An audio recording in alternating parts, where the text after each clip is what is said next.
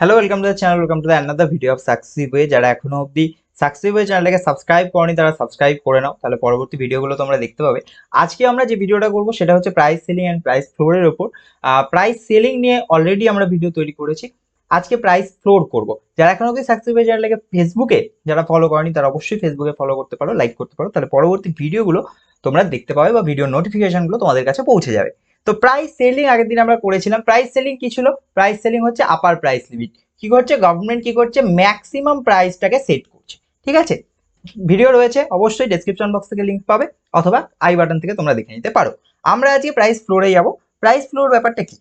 তো দেখো, price floor ব্যাপারটা হচ্ছে government sets minimum price for good and service. Minimum price যখন মিনিমাম প্রাইস করা হয়, বা এটাকে আরেকভাবে কি বলা যায়, সাপোর্ট প্রাইস, সাপোর্ট করা।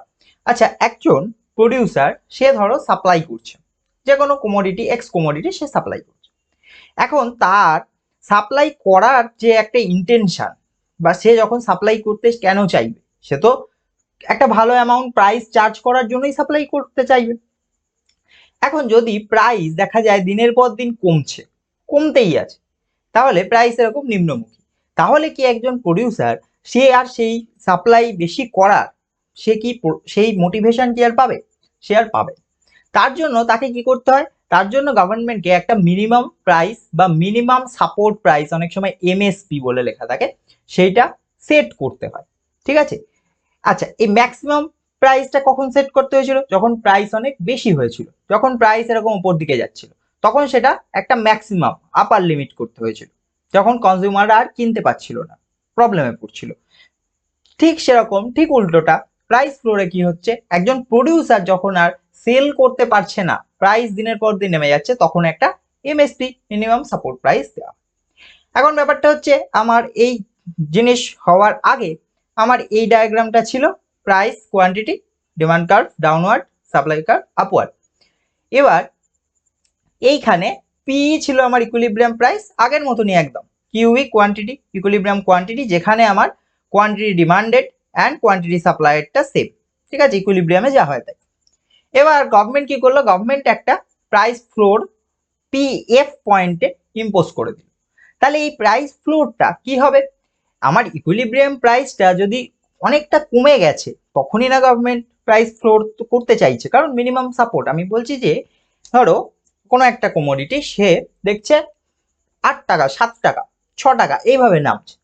ঠিক আছে, তখন গভর্নমেন্ট মনে করছে যে না, এটা 7 টাকাতেই আমাকে সাপোর্ট দিতে হবে, না হলে আমার যারা প্রডিউসার আছে তারা আর প্রডিউস করবে না। তাহলে এখন যখন 5 টাকায় নেমে গেছে, তখন আমাকে বেশি অ্যামাউন্টেই সাপোর্টটা দিতে হবে গভর্নমেন্টকে, না হলে সেলার বা প্রডিউসার সে করবে না, প্রোডাকশন করবে না। তাই জন্য ইকুইলিব্রিয়াম প্রাইসের থেকে সব সময় প্রাইস ফ্লোরটা বেশি হবে। অর্থাৎ ইকুইলিব্রিয়াম প্রাইস যদি 5 টাকা হয়, তাহলে প্রাইস ফ্লোরটা কিন্তু সবসময় গ্রেটার দেন 5ই হবে। সেম অ্যাজ দেখো, তুমি ইকুইলিব্রিয়াম প্রাইসের থেকে প্রাইস সেলিং যে প্রাইস, সেটা কিন্তু কম ছিল। অর্থাৎ ইকুইলিব্রিয়াম প্রাইস যদি আমার 5 টাকা হয়, তাহলে প্রাইস সেলিং প্রাইস, বা আমি 50 টাকা ধরছি, 50 টাকা হয়, তাহলে প্রাইস সেলিং প্রাইস আমার এখানে সবসময় কিন্তু কম, অর্থাৎ লেস দেন 50 হবে। ঠিক আছে, তো এরকম ভাবেই কিন্তু মোটামুটি এইভাবেই সেটটা হয়, সেটটা এভাবে করা হয়। আচ্ছা, এবার আমার যদি প্রাইস কমে, সিম্পল আবার ডিমান্ড সাপ্লাইয়ে চলে আসবো।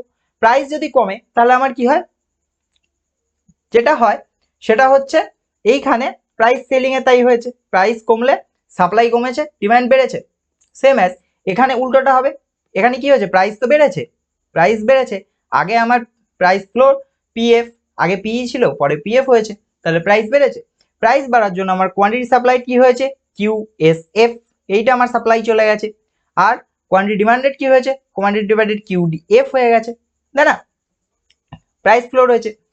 এবার তাহলে আমি এখন দেখছি যে কিউএসএফ, অর্থাৎ ও কিউএসএফ, ঠিক আছে, আমার কোয়ান্টিটি সাপ্লাই ও কিউএসএফ, আর কোয়ান্টিটি ডিমান্ডেড সেটা কি? ও কিউডিএফ, তাই তো? তাহলে এবার আমি দেখছি কি, যে আমার সাপ্লাই এখানে রয়েছে, সাপ্লাই আমার এতটা, ঠিক আছে, আর ডিমান্ড আমার এইটুকু, তাহলে আমার কি আসবে? এক্সেস সাপ্লাই হবে, সাপ্লাই বেশি, তাহলে এক্সেস সাপ্লাই হবে। তাহলে প্রাইস ফ্লোর যখন হয় তখন কি হয়, গভর্নমেন্ট কি করে, একটা মিনিমাম প্রাইস সেট করে, মিনিমাম যেটা দিয়ে প্রডিউসারকে সাপোর্ট দেয়। আর গভর্নমেন্ট যখন ইম্পোজ করে সেটা সবসময় ইকুইলিব্রিয়াম প্রাইসের উপরে হয় প্রাইস ফ্লোরটা। এবং এখানে আরেকটা জিনিস হচ্ছে কি, যেটা রেজাল্ট কি আসে, রেজাল্ট হচ্ছে এক্সেস সাপ্লাই দেখা যায় মার্কেটে, যার ফলে মার্কেট কিন্তু আবার ঠিক গভর্নমেন্ট যেভাবে চালাতে যাচ্ছে, গভর্নমেন্ট ইন্টারভেন করছে যার জন্য, সেটা কিন্তু হতে থাকে। তো এই ছিল প্রাইস ফ্লোর। আগের দিন হয়ে গেছে প্রাইস সেলিং, প্রাইস ফ্লোর খুব ইম্পর্টেন্ট টপিক, সবাই দেখে নিও। Thank you, keep watching success way.